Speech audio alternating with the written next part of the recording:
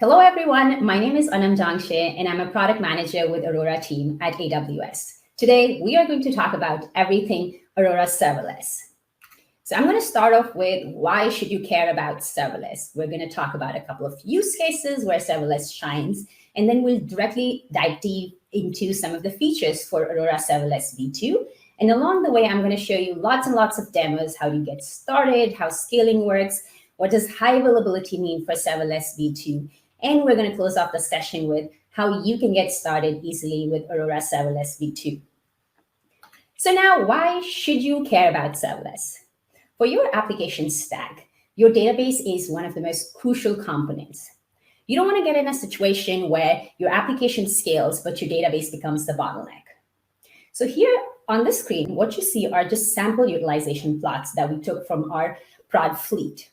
Utilization is not constant, it's varying, it's unpredictable, and that's typically what you'll see on your side as well. You usually have a peak and you have an average utilization, which is much lower than the peak. In these scenarios, if you provision capacity, which is just less than peak, let's say, your application will experience degradation. So in these scenarios, what you end up doing is provisioning for peak, but that is very expensive. So the other side of the coin is what you may end up doing is continuously watching and monitoring what is happening with the database. And when the time comes, if more resources are needed, you create a read replica and fail away your database to a bigger size machine or a smaller size machine when you don't need those resources. Now, for those scenarios, you have to be continuously watching the database, and it involves downtime when you're failing over. So this is not an ideal scenario. Now here, we're talking one database. Now this problem becomes bigger and bigger when more databases are involved. So let's walk through some of the scenarios where serverless shines. So think about SaaS applications, software as a service, where you have thousands of end users. It could be hundreds of thousands as well. And each of these users have their own database. So that means you are managing hundreds and thousands of databases on your end. What you may end up doing is co-locate your customers within a cluster so you can improve utilization and cost efficiency. But there's a trade-off. You're giving up on operational controls. Let's say now you want to back up a customer. You can't really do that because that same customer is grouped together with other 100 customers. So in order to save cost and improve utilization, you're giving up on that granularity of operational control. And on the other hand, you also have to continuously keep watching all these customers because you don't want to get in a situation where one customer is utilizing a lot of resources and impacting any other customers around it. So here, what you can do is you can use serverless databases for each of these customers. Now, these databases can scale up and down, and you don't have to continuously monitor them and manually scale them up and down when needed. Think of another example for big companies where you have hundreds and thousands of applications. Now, for each of these applications, it could be backed by one database or multiple databases. And for these applications, the requirements are continuously evolving. You can have applications that are coming close to end of life. So you want to keep decreasing the database capacity that they utilize. Or you can have applications that are growing. So you want to keep giving it more and more capacity. So adjusting database capacity for all of these databases that you're managing is a very daunting task, especially when you're doing it in a super tight budget. So what you can do is for each of these databases, you can have serverless database. So depending on the application workload, your database can scale up or scale down based on your requirements, and you don't have to continuously keep monitoring each of these single databases. Now think of a situation where you have basically used up whatever the database can provide you. So what you end up doing is you distribute that database. So we say shard that database across multiple nodes. Now the challenging part here is how do you predict? How much do you need? So if you create too few nodes and then your requirement keep expanding and you have to create more nodes, then you have to go and redistribute the data again, which takes downtime again. So on the other side, let's say you created as many nodes as you can think possible that you need, but then you'll have some of the nodes which are going to be underutilized and you're still paying for all of those nodes. even though you're not using them. So being able to predict capacity for each of these nodes is very hard and inefficient. Again, this is where serverless comes in. For each of these databases, it can be a serverless database, and depending on the application requirement, your database can scale up or scale down based on your needs. Now, because of all of these requirements, when we talk to customers, this is why we launched Aurora Serverless in 2018. And very recently, in April 2022, we launched a new version called Amazon Aurora Serverless V2, which is an on-demand and auto-scaling configuration of Aurora. What it does is it scales automatically based on the application needs. You only pay for what you're using, and you're paying per second. So this new version that we launched, it scales instantly to support even your most demanding applications, and you don't have to worry about database capacity management. Now, to understand how serverless works, you have to understand how Aurora architecture is built, because this is the same architecture that we built Aurora Serverless V2 on top of. First and foremost, you have separation of storage and compute. Now, the storage layer in Aurora is a purpose-built log-structured distributed storage, which is designed specifically for cloud databases. Here, we store 6 copies of data across 3 different AZs. So let's say if a node goes out, things happen. You already have 5 other copies of your data. Now, let's say the whole AZ goes out. Well, then again, you have 4 other copies of your data. So this is how we achieve high availability, durability, and performance. Now, because of separation of storage and compute, it also means that some of the routine operations, such as backup, we can do all of those operations without waking compute up. Now, on the compute side, if you have a single availability zone deployment, what you'll have will be a writer node, which connects to the storage node with both read capabilities and write capabilities. If you do a multi-availability zone deployment, you can create, in addition to that writer, you can create up to 15 low latency read replicas. Now, if you need more read capability, you can create these additional read replicas. And keep in mind, all of these read replicas are operating on top of the same storage layer. Now, as I mentioned before, you have separation of storage and compute. So that means compute can also scale independently, and that is where serverless comes in. So in Aurora Serverless V2, each of these instances that you have, your writer, your readers, they can scale independently to support your application workload.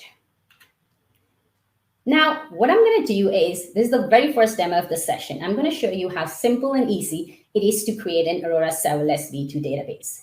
If you're familiar with RDS databases, this workflow is exactly the same. So let's get started. So here on the screen, what you see is an RDS console. Nothing has changed here. We didn't do anything on this part. Similar to what you were used to creating with RDS, you do the same thing here. You click the orange button, create database.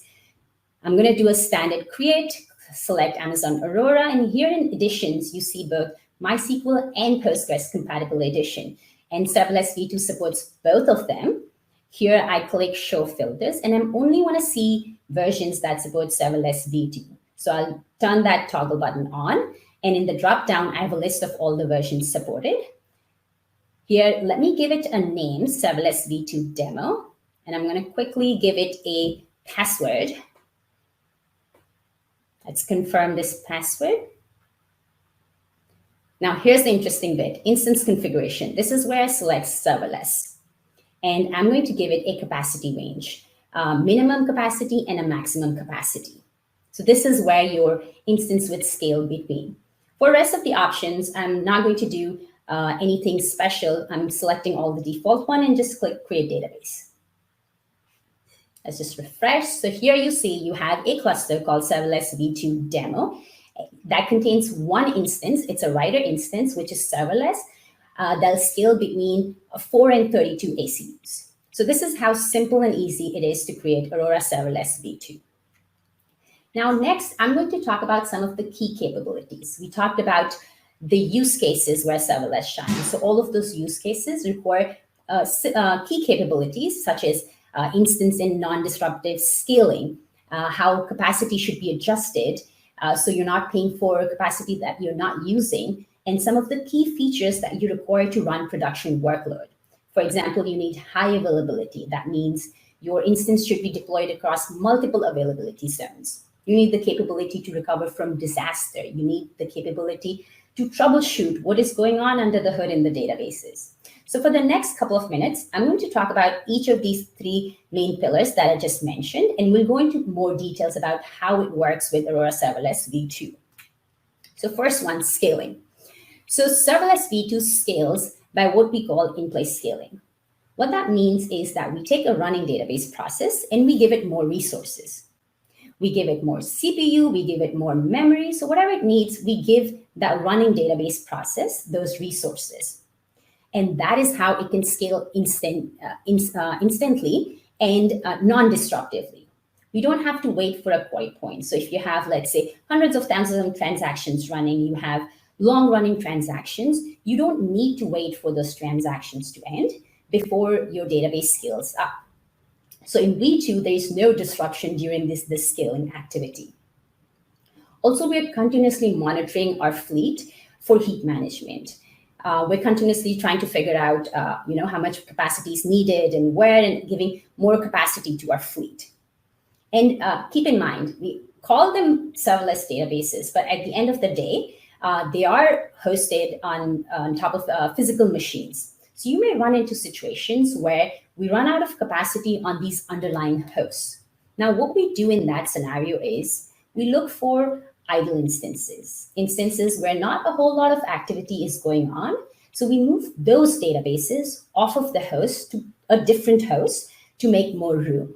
And in this process of doing so, we make sure that all the background process, like we preserve the state, buffer pool, cache connections. We want to make sure that you don't see any disruption while we're moving the database off to a different host to make room. I talked about scaling up, that it happens instantly. Now, I do want to mention that scaling down, we take a very cautious approach. We scale down faster than what we were scaling down in the previous version. It's faster than that, but we still take a very cautious approach because we don't want to evict pages from your buffer pool and impact your running workload.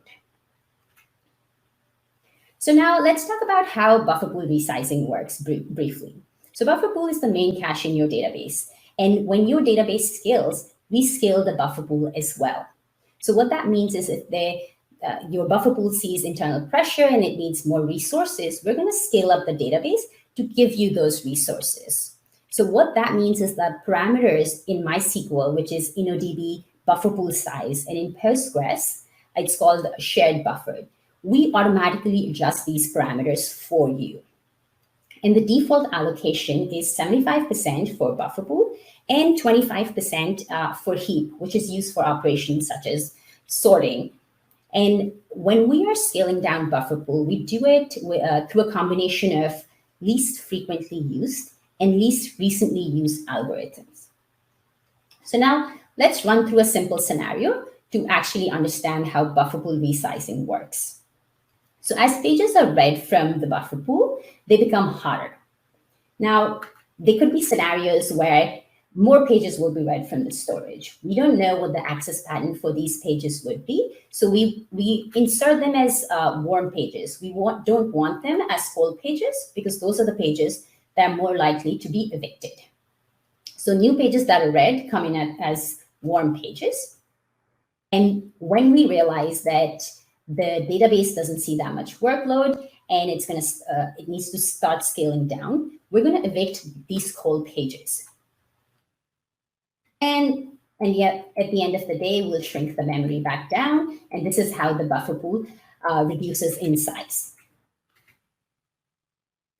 Now, let's talk about capacity adjustment for your database. So far, we have been talking about the database capacity. Now, in Aurora Serverless, we measure capacity in Aurora Capacity Units, or ACUs. So one ACU, it comes with 2 gigabytes of memory. That is how we define an ACU. In the CPU and networking, it is similar to what you will get in provision Aurora instances. So now to start off, the starting capacity that we provide with Aurora Serverless V2 is 0.5 ACUs. Now 0.5 ACUs is equal to 1 gigabyte. So this is a pretty small database. Now, the increments that we provide, so your database can increase database capacity in increments as small as 0.5 ACUs. Now let's walk through an example. For example, your database is running at, let's say, 20 ACUs, and you just need a little bit more resources to have the workload going. So from 20 ACUs, we can increase to as small as 20.5 if needed, or if bigger jumps are needed, we can do that too. So from 20, we can go to, let's say, 23, 24. So whatever your database needs, but the smallest increment that we provide is 0.5 ACUs. So we want to make sure that we follow as close as possible to your workload. We don't want to do bigger jumps, like, for example, let's say double capacity, because then at the end of the day, you'll still have capacity that you're not utilizing, so you're paying for more. So we want to make sure in Aurora Serverless V2, we increase capacity as close as possible to what is needed by your workload. Now, scaling. So how do you figure out what are the factors that'll end up in your database scaling? How does scaling works with Aurora Serverless V2? So we don't want it to be a closed box process. So we want to talk about what are the factors that you should be looking at when you are monitoring your database. So first thing to notice is the scale-up rate. So the scale-up rate is proportional to your current capacity. So if your database is a larger size, it'll scale up faster than a database that is at a smaller capacity. So as the database gets bigger and bigger, it'll scale faster and faster. And this way, we want to give the control to you that if you don't like the scaling rate that your database is using, you can increase the database size by changing the minimum, so it'll start scaling up faster. So that's about the scale-up rate. What about the factors? Like, what are the factors that actually determine that at this point the database needs to scale up or scale down? So the three main factors are CPU, memory, and network. So CPU utilization of both your foreground as well as your background processes. So if we see more CPUs needed, we will scale up the database to give you more resources. If we see more memory is needed, so there's more pressure on the internal data structures such as buffer pool, we're again going to scale up that database so your workload has the resources that it needs. And same goes for network. You need more network, the database capacity will scale up to give you those resources that are needed. Now, this is more just talking about some of the best practices, like how do you go about configuring your capacity? So at creation time, I mentioned that you give it a minimum and maximum, but how do you figure out what is that minimum and what is that maximum? So when you're thinking about the minimum capacity, this is the resource that you need for your working set to work. When you create a database, your database will start at this minimum capacity. If there's incoming workload, your database scales up and then the workload goes away and it scales back down. It will scale down to this minimum capacity that you have set. So think about what that minimum capacity should be. The other factor I mentioned is the scaling rate. So there's no constant scaling rate. The scaling rate also changes. So you can adjust this minimum capacity to get a suitable scaling rate that you need. Let's say you're running a web page and you know that there's going to be heavy load during the weekend. You can increase the minimum for that time. So when the database, during that weekend time, the database will start off at a faster scaling rate. So if you're anticipating those spikes, you can tweak the minimum capacity to get a faster rate. Now the second one, the maximum database capacity. So this is essentially a budget control measure. What you're saying is you don't want to be paying more than this. At no point in time will Aurora increase your database capacity beyond this maximum capacity that you set. So when you're setting it, think about, what's your peak workload? Because you want to make sure that you can run the workload within this maximum capacity that you have set. Another factor to keep in mind are what are some of the other features that you may be running. For example, things like performance insights may need a minimum number of resources to be able to run. So if your maximum doesn't cover it, you should increase your maximum database capacity to ensure that the features that you're running with your database support that. So these are some of the factors you should keep in mind when you're thinking about how to set your minimum, your maximum. And at the end of the day, you can also do some trial and error to figure out based on what your peak workload was, what are the features that you're running, and what is the scaling rate that is suitable to run your workload. Now, let's do a simple demo to show you how scaling works. So in this demo, what we're going to do is we're going to generate some load. It's a flash sale scenario. There's a very short sale happening where you're using Aurora Serverless V2 as your transactional database. The database will see a lot of load during that sale time, and it'll scale up to support that workload. And we generate this load by essentially firing off a bunch of Lambda functions, which will generate a load on Aurora Serverless V2 database, which at the end of the day will scale up to show you that. In this demo, we'll be observing the database capacity on CloudWatch dashboard. So here's the dashboard that you'll be seeing. You'll have database capacity in orange and number of orders coming in, which will be the load on your database in blue. We'll also be noticing some of the parameters because I want to show you some of the background processes, what's happening there. So we'll be looking at InnoDB buffer pool size. Remember, we want the size to go up, and we'll be looking at InnoDB history length, which essentially saves the changes in your database. So you want to see this number changing as well. Let's get out of the database right now. What I'm going to do next is just run the same SQL query that I just showed you after every couple of seconds, so you can see what's happening with buffer pool size and InnoDB history length. So we'll keep displaying these numbers. Keep in mind, buffer pool is at 3 right now. So let's start the sale so we can start generating load on your database. So again, remember, we're just firing off a bunch of Lambda functions to generate this load so we can see the database scaling up. Now let's switch to CloudWatch dashboard. So here you see 2 lines. There's an orange line, which is database capacity as measured in ACUs. And you have a blue line, which are the orders that are coming in. So this is the load that we're generating on the database. You see, as the orange line, the blue line actually goes up. So the order coming in goes up. The orange line responds instantly to that. So CPU we can give right away. So you'll see instant scaling right there with the orange line. So the database capacity goes up as more orders are coming in. And slowly we'll see that also stabilize. So here, buffer pool size is at 15 GB. So it increased. InnoDB length, you see it decrease, came down to 50s.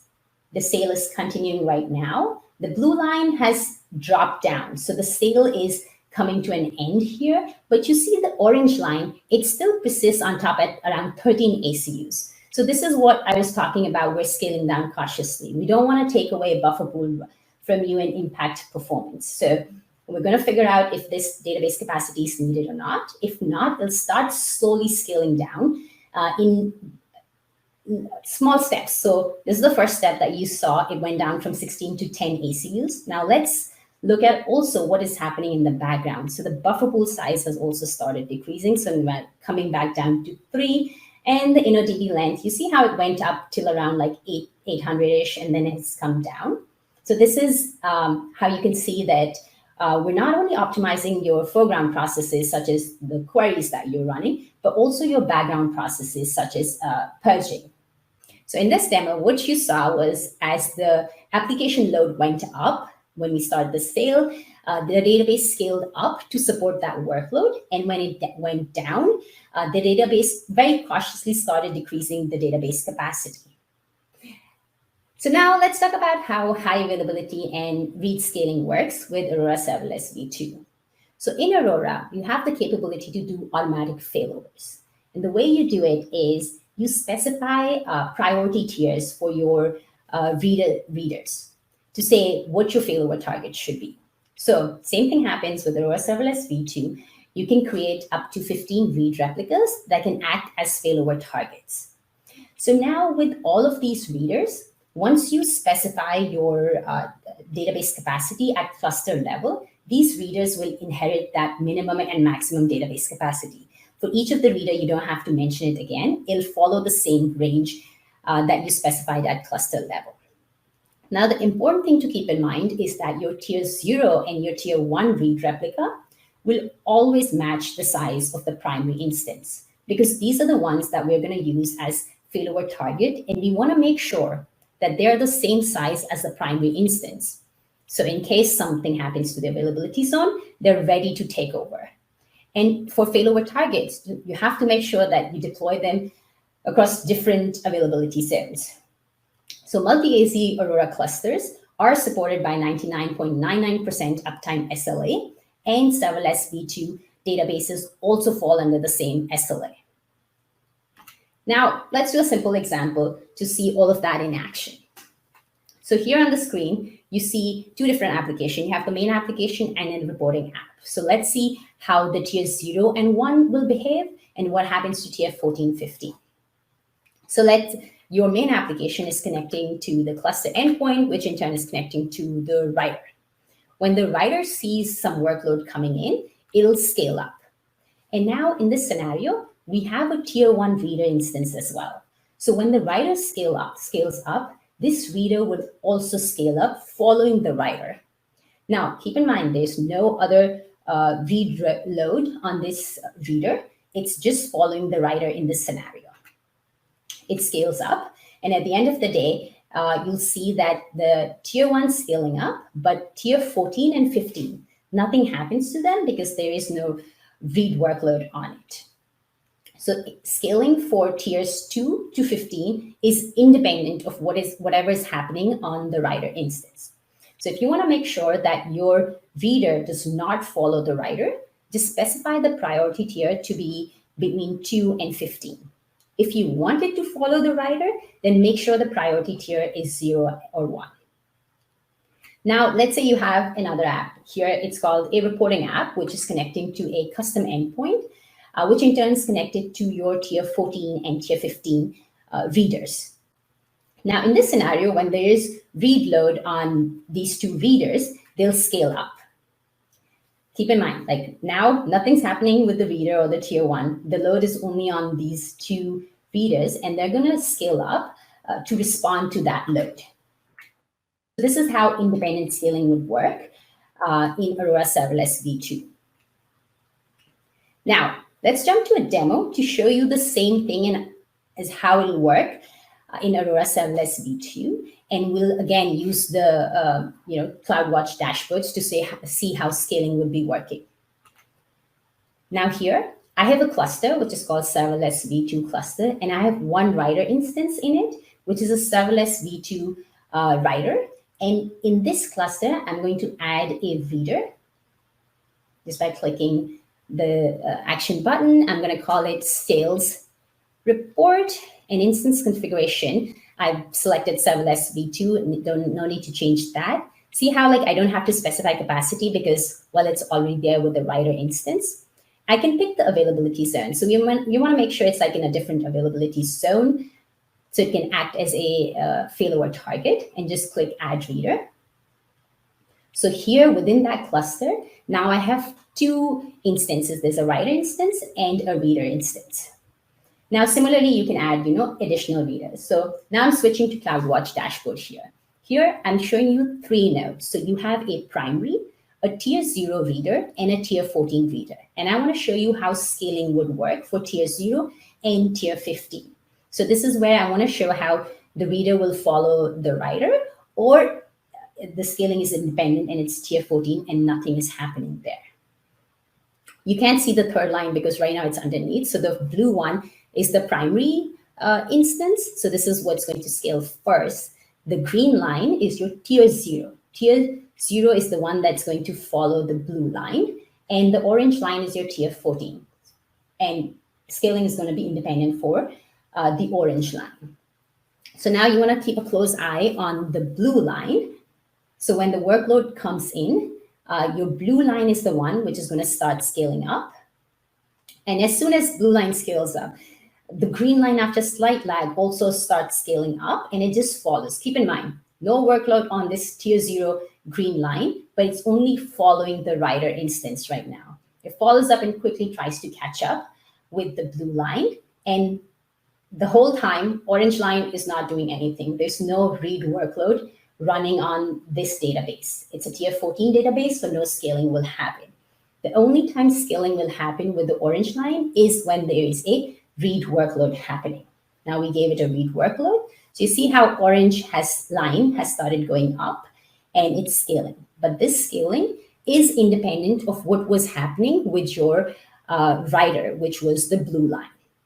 So this demo shows you how tier 0 reader will follow your writer, which in this case was the blue line, and your tier 14 reader will scale independently based on your application workload. So next, I'm going to talk about a couple more features that are supported with Aurora Serverless V2. And the first one we want to chat about is Aurora Global Databases. So here you have the capability to create a primary and create a bunch of secondary regions. So in case something happens to the primary, the secondary can take over.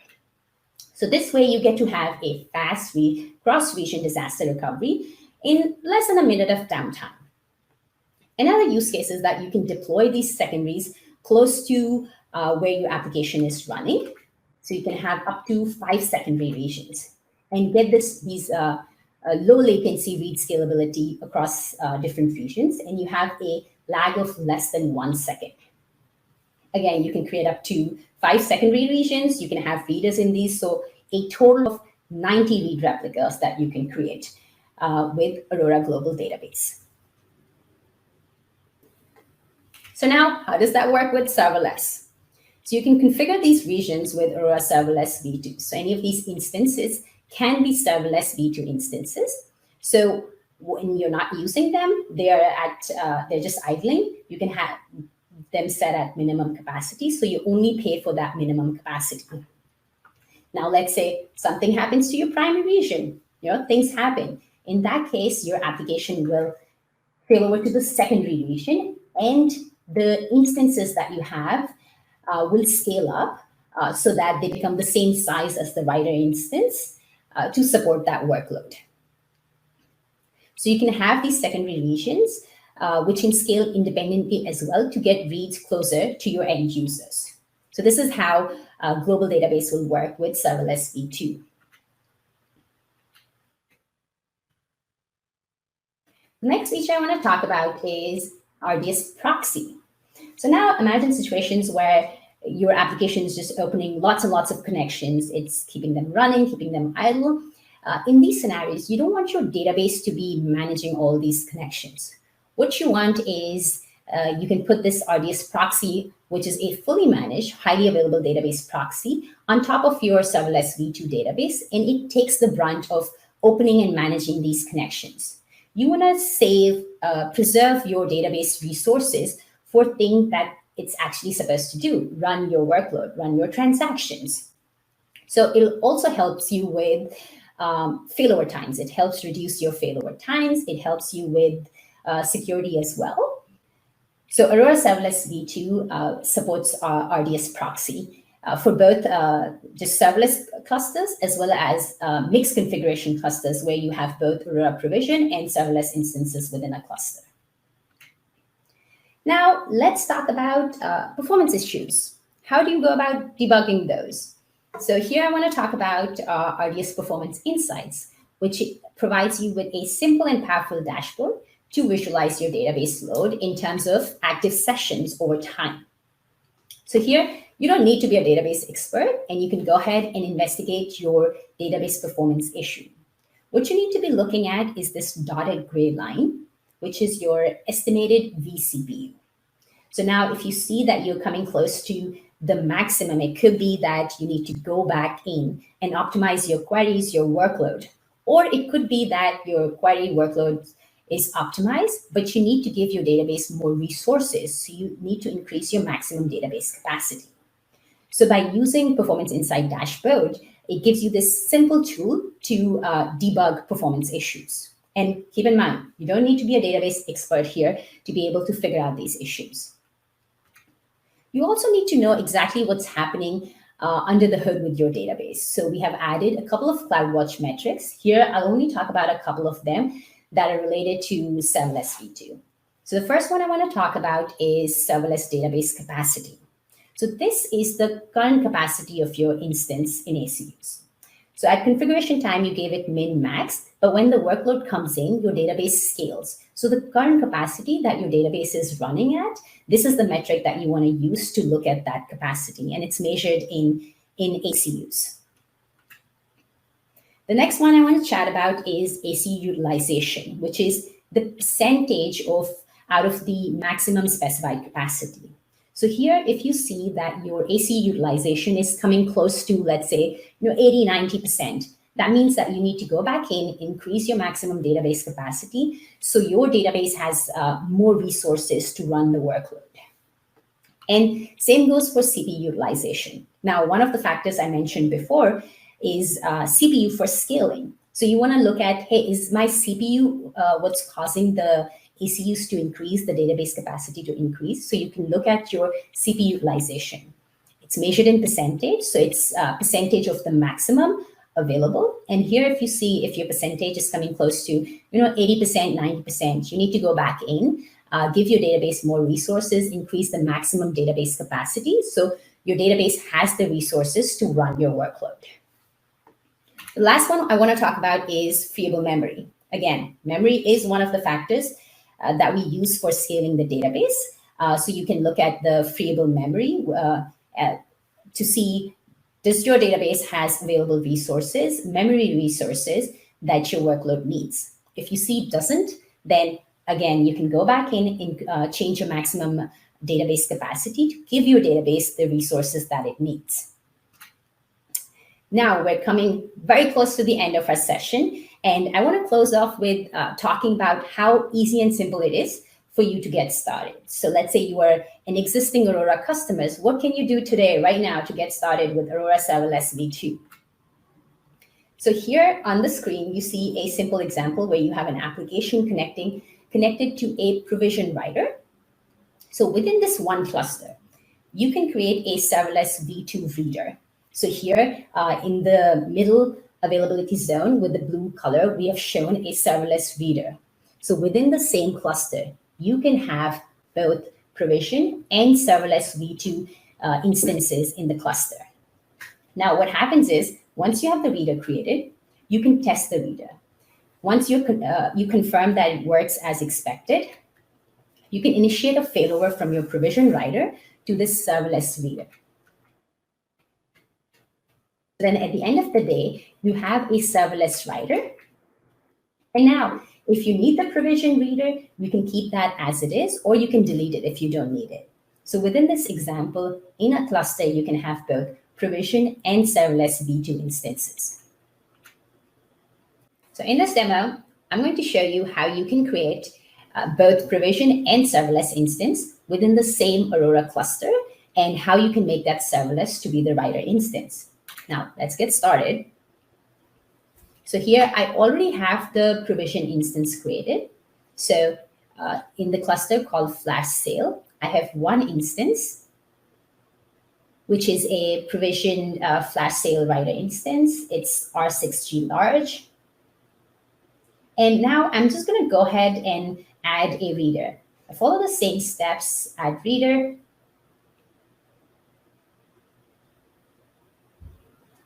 Okay, so I have to specify the minimum and maximum database capacity. Let's take it at 4 and 32. For the rest of the steps, I don't really need to do anything. I can just select defaults. And it's the same process I'm following for creating any reader in Aurora cluster.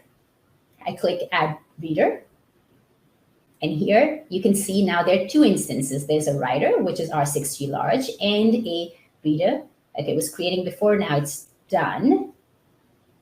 So what I'm going to do is select the provision instance, and I will initiate a failover. So in Actions, let's click Failover. Yes, I want to failover. So here, now keep in mind the top row is provision and the second one is serverless, and you want the serverless to be the writer instance. Let me go ahead and refresh. So now you see that this serverless is the top row. It's a writer instance. It's called Serverless Flash Sale, and the provision is on the second row. So keep in mind, previously the provision instance, which was an R6G large, was the first row, and the serverless was the second. The order is flipped. So you can see that the failover has happened. So in this demo, you saw how easy and simple it is to get started with Aurora Serverless V2. Here, I showed the example if you already have an Aurora cluster. And earlier, I showed you you can start from scratch by just creating a cluster. So thank you so much for joining us in this session, and we're very excited to see what you build with Aurora Serverless V2.